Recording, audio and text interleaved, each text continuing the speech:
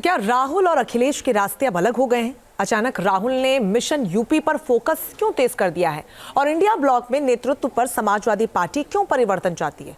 इन तमाम सवालों की कड़ियां जोड़ें तो संदेश साफ हो जाता है कि फिलहाल कांग्रेस और समाजवादी पार्टी में सब कुछ ठीक नहीं चल रहा है। ऐसे में सवाल यह है कि इन दरकते रिश्तों की आखिर वजह क्या है?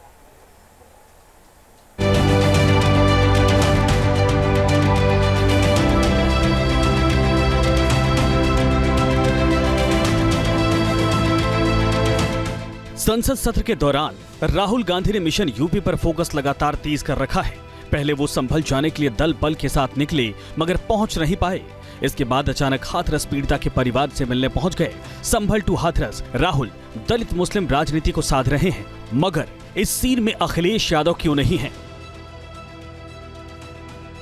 इंडिया गठबंधन में दो लड़कों की जोड़ी के बीच केमिस्ट्री इन दिनों कैसी है, इसको लेकर तमाम दावे और वादे तो किए जा रहे हैं, मगर समाजवादी पार्टी के कई सीनियर नेताओं ने कांग्रेस के सामने बड़ी चुनौती जरूर खड़ी कर दी है।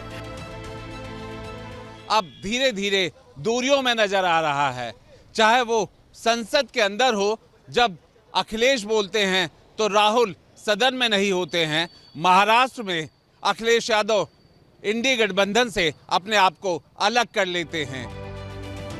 लोकसभा में तीसरी सबसे बड़ी पार्टी समाजवादी पार्टी का रुख कई मुद्दों पर कांग्रेस से अलग ही नजर आने लगा है।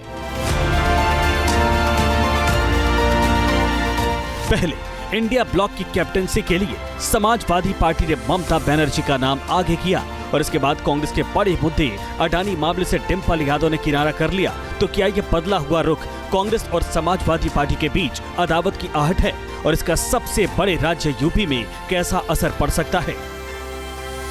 तो ये बड़ा डेलिकेट बैलेंस बना के दोनों चल रहे हैं, क्योंकि अखिलेश यादव को भी मालूम है कि वो यूपी में अगर अकेले चुनाव लड़ते हैं या लड़ते लोकसभा में तो शायद माइनॉरिटीज वोट बिखर जाता और कांग्रेस को बहुत जगह चला जाता, उससे उनका नुकसान होता।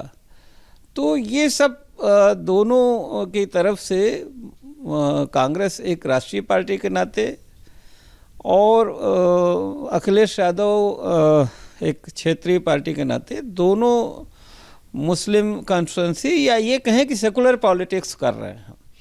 और जाहिर है कि अखिलेश यादव या लालू या कोई ये लोग नहीं चाहेंगे कि एक और सेकुलर विकल्प यहाँ इतना मजबूत हो जाए कि उनकी रिलेवेंस खत्म हो जाए।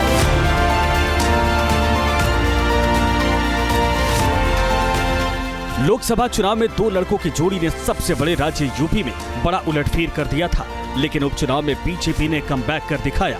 माना जा रहा है कि लोकसभा चुनाव के बाद हुए विधानसभा चुनाव और उपचुनाव से ही कांग्रेस और समाजवादी पार्टी की दोस्ती में दरार पड़ने लगी थी। हरियाणा में अखिलेश को तरजीह न देना, इसके बाद महाराष्ट्र में बोल भाव करना समाजवादी पार्टी कैडर को रास नहीं आया, तो यूपी उपचुनाव में कांग्रेस को खुला मैदान छोड़ने के लिए मजबूर करना राहुल की सेना को नहीं भाया और यही वजह है कि दोनों ही पार्टियों की ओर से खुलकर बयानबाजी होने लगी है।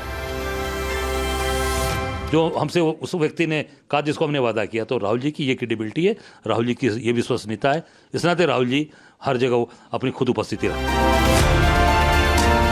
इसी बीच जेल में बंद आजम खान की चिट्ठी की एंट्री ने भी सस्पेंस बढ़ा दिया है, जिसमें उन्होंने समाजवादी पार्टी के सामने चुनौती खड़ी कर दी है कि अगर उनके मुद्दे को टैकल नहीं किया गया तो विकल्प खुले हैं। भले ही आजम खान अर्श से फर्श पर आ गए हों, मगर उन पर कई दलों की निगाहें टिकी हैं। कहा जा रहा है कि समाजवादी पार्टी से मसूद फैमिली को तोड़ने के बाद कांग्रेस रामपुर में भी खेल करने की तैयारी में है।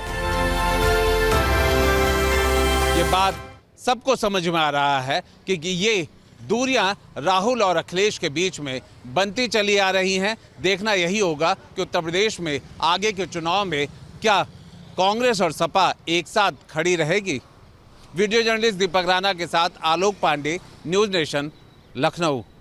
न्यूज नेशन अब व्हाट्सएप पर खबरों की ताजा अपडेट के लिए न्यूज नेशन के इस QR कोड को स्कैन करें।